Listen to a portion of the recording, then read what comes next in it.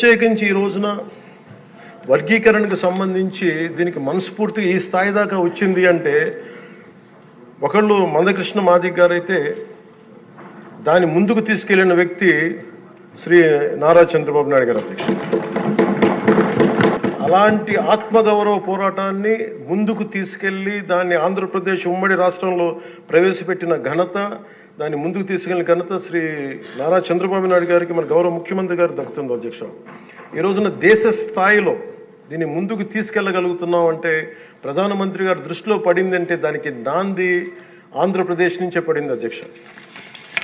ఇలాగ అనేక విభిన్నంగా ఒక్కొక్క చోట ఉన్న ఈ డామినెన్స్ కావచ్చు, లేదంటే ఎక్కువ శాతం తీసుకోవడం కావచ్చు, ఇట్స్ అ బ్యాలెన్సింగ్ యాక్ట్ అధ్యక్ష. ఇది వీటన్నిటిని గుర్తించి మనస్ఫూర్తిగా ఈ రోజున నారా చంద్రబాబు నాయుడు గారి ఆధ్వర్యంలో ఈ రోజున ఈ ఎన్డీఏ కూటమి ప్రభుత్వం ఈ మా రిజర్వేషన్ వర్గీకరణ బిల్లుని మనస్ఫూర్తిగా జనసేన తరపు నుంచి మనస్ఫూర్తిగా మేమందరం సమర్థిస్తున్నాం అధ్యక్ష. ప్రత్యేకించి నేను మొన్న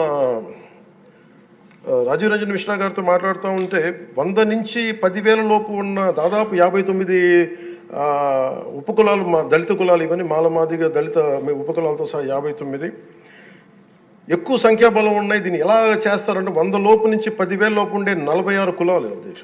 కొన్ని కులాలు దాదాపు 30-40 మంది కూడా ఉన్నారని వారు తెలియజేశారు అధ్యక్ష. అలాగే ఈ సైంటిఫికలీ ఎనలైజ్డ్ ఎంపిరికల్ డేటాని 4 నెలల వ్యవధిలో గౌరవ ముఖ్యమంత్రి గారు బాధ్యత తీసుకొని మంత్రివర్గంతో ఒక కమిటీని ఏర్పాటు చేసి వన్ మ్యాన్ కమిషన్ గారు శ్రీ రాజీవ్ రంజన్ మిశ్రా గారి ఆధ్వర్యంలో నవంబర్లో మొదలై మార్చి 4 నెలల వ్యవధిలో దీన్ని డేటానంతా సైంటిఫిక్గా అనలైజ్ చేసి ఎంపిరికల్ డేటాని విద్యా, సామాజిక, ఆర్థిక, రాజకీయ అంతర్గత వెనుకబాటుతనాన్ని వారు మూడుగా విభజించిన విధానం చాలా అద్భుతంగా ఉంది అధ్యక్ష. ఇది అందరికీ మేలు చేస్తూనే కోరుకుంటున్నాను. మందకృష్ణ గారు వర్గీకరణ ఉద్యమానికి ఆద్యులు. మందకృష్ణ గారు వర్గీకరణ ఉద్యమానికి ఆద్యుడు, వర్గీకరణ సాధన పోరాట సమితి యోధుడు అధ్యక్ష మందకృష్ణ గారు. నారా చంద్రబాబు గారు సైబరాబాద్ సృష్టికర్తే కాదు, వర్గీకరణ రూపకర్త కూడా. శ్రీ మోదీ గారు నయా భారత్ నిర్మాతే కాదు, వర్గీకరణ ఫలప్రదాత కూడా.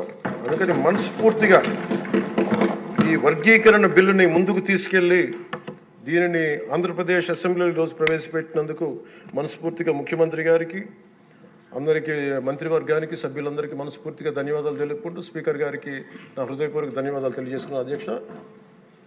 చూసారు కదండి. మరి ఈ వీడియో కనుక మీకు నచ్చినట్లయితే ఒక లైక్ కొట్టేసి మీ అభిప్రాయాన్ని కూడా కామెంట్ బాక్స్లో తెలియజేస్తూ ఇలాంటి ఇంట్రెస్టింగ్ అప్డేట్స్ కోసం మా ఛానల్ని సబ్స్క్రైబ్ చేసుకోండి.